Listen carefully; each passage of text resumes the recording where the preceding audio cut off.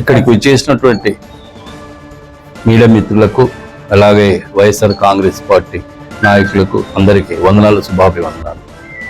ఈరోజు ముఖ్యంగా డాక్టర్ పార్థసారథి గారు వాడు రావడమే కూటమి తరపున ఇక్కడికి వచ్చి మొదటి రోజే వారు మాట్లాడటము అనేటువంటిది ఓ పద్ధతిగా అనిపించట్లేదు. అంటే నేనుగా కాకుండా చాలా మంది కూడా చెప్పడం ఏమంటే, గుద్దడం అనేది అసలు ఇది ఎంతవరకు సమంజసమని మా ఆధునిక ప్రజలు ప్రశ్నిస్తారు. నిన్ను మీరు రావటమే మాట్లాడే విధానం సక్రమంగా లేదని ఈ సందర్భంగా తెలియజేస్తా ఉన్నాను.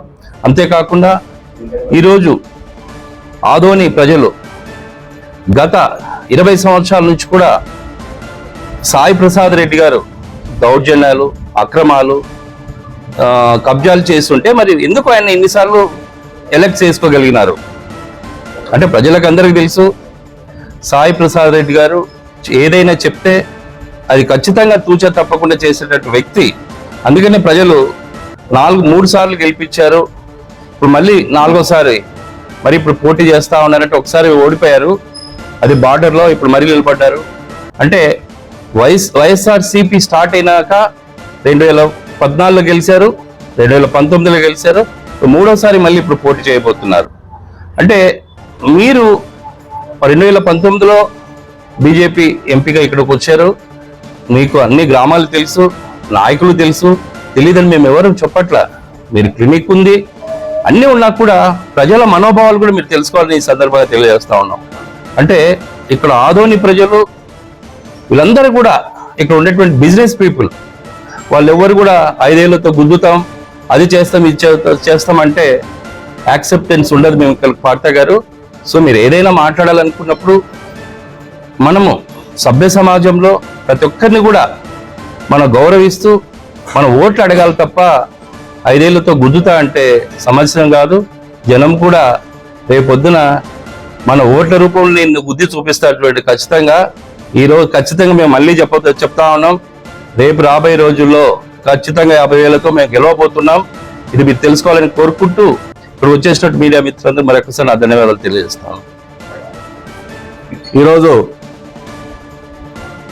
ఈ ప్రెస్ మీట్ పెట్టడానికి ముఖ్య కారణం ఏమంటే, ఆదోన్లో ఎలక్షన్ వేడి స్టార్ట్ అయింది. ఈ సందర్భంగా అపోజిషన్ పార్టీ వాళ్ళు ఎవరికి ఇవ్వాలా, ఎవరు సీట్ అని చెప్పి దాదాపుగా ఒక 1 నెల రోజులు తల్లాడారు. వాళ్ళు లాస్ట్కు ఒక కూటమితో, అంటే బీజేపీ అయితేనేమి, తర్వాత జనసేన అయితేనేమి, తర్వాత టీడీపీ అయితేనేమి, వాళ్ళ యొక్క కూటమి అభ్యర్థిగా మరి బీజేపీ అభ్యర్థి పార్థసారథిని పంపడం జరిగింది. ఓకే, దానికి కూడా మేము మంచి పరిమాణం మేము అనుకుంటున్నాం. రావడమే అతని ఆదోళన కాలు పెడుతూ ఆదోని నియోజకవర్గ పరిస్థితి ఏమి తెలుకోకుండా మాట్లాడము, గత 40-50 ఏళ్ల రాజకీయ చరిత్రలో ఎప్పుడు లేనటువంటి భాష ఈరోజు నిన్న రావడము, మాట్లాడము. ఒకసారి గమనించాలి పార్థసారథి గారు కూడా. ఎందుకంటే నువ్వు కొత్త, ఆదోని నియోజకవర్గానికి మీరు కొత్త. ఫస్ట్ మీరు అవగాహన చేసుకోండి. గతంలో ఆదోని నియోజకవర్గం ఎలా ఉండేది, ఎన్నోసార్లు రాజకీయంగా ఆదోని ఎంతో అభివృద్ధి చెందింది. మరి దాన్ని దృష్టిలో పెట్టుకొని మీరు రాజకీయంగా ఏమన్నా మాట్లాడాలి తప్పితే వ్యక్తిగత విమర్శలకు పోతున్నారు. అప్పుడే మరి ఇది వైఎస్ఆర్ పార్టీ అయితేనేమి మేము కూడా సహించం. ఎందుకంటే రాజకీయంగా మీరు వచ్చారు కాబట్టి రాజకీయంగా మాట్లాడుతూ, రాజకీయంగా ప్రజల్లోకి పోతూ, ప్రజలకి మీరు ఏం చేస్తారో మీ కూటమి తరఫున దాన్ని చెప్పుకుంటూ మీరు పబ్లిక్ పోవాలి తప్పితే మీరు వ్యక్తిగత విమర్శలతో ఒక ఎమ్మెల్యే గారిని ఏదేదో అనడం ఇది సమంజసం కాదు. ఎందుకంటే చూసినాం 6 నెలల్లో ఎంతోమంది ఏదేదో మాట్లాడారు సాయిఫెడ్ గురించి. అంటే ఇవన్నీ చేస్తే సాయిఫెడ్కి సీట్ రాదు, వైఎస్ఆర్పీలో సీట్ రాదని చెప్పి ఏదేదో డ్రామాలు ఆడినారు. ఎంతోమంది బ్యాక్గ్రౌండ్గా ఉండి ఏదేదో చెప్పించారు. సాయిఫెడ్ని సీట్ రాకుండా ఎన్నో కష్టాలు చేసినారు, ఎన్నో ఇతర వదంతులు పెట్టినారు. కానీ జగన్మోహన్ రెడ్డి గారు సాయిఫెడ్ యొక్క నమ్మకంతో ప్రజలు సాయిఫెడ్నే కోరుకుంటారు కాబట్టి మళ్ళా వైఎస్ఆర్ పార్టీలో మరి సాయిఫెడ్గా సీట్ ఇవ్వడం అందరూ తెలుసు ప్రజలందరికీ. మళ్ళీ ఈరోజు పార్థసారథి గారు ఈ నియోజకవర్గం గురించి ఏమీ తెలియదు అతనికి. అతను ఏమంటాడు, నేను డెంటల్ డాక్టరు, నేను మేధావి, నేను అంతో ఇంతో రాజకీయ పరిజ్ఞానం ఉన్న మనిషిని అని అంటున్నాడు తప్పితే మళ్ళీ రాజకీయ పరిజ్ఞానం ఉన్న మనిషి నిన్న మాట్లాడింది అందరికీ అర్థమైపోయింది. నిన్న 3 ప్రెస్ మీట్లు పెట్టినాడు. జనసేన పార్టీలో ఒకటి, మీనాక్షి గారు ఒకటి, తర్వాత మళ్ళీ వేరే దగ్గర పోయి ఇంకో ప్రెస్ మీట్. అంటే చూడండి ఎలా ఉంటుంది విధానం, డిఫరెంట్ వాయిస్. కాబట్టి దీన్ని ప్రజలు కూడా ఎవరు ఆహ్వానించరు. రావడం అతను ఏమంటున్నాడంటే మీ తాట పోలుస్తాను అదేదో అన్నాడు, తెలుస్తామంటాడు.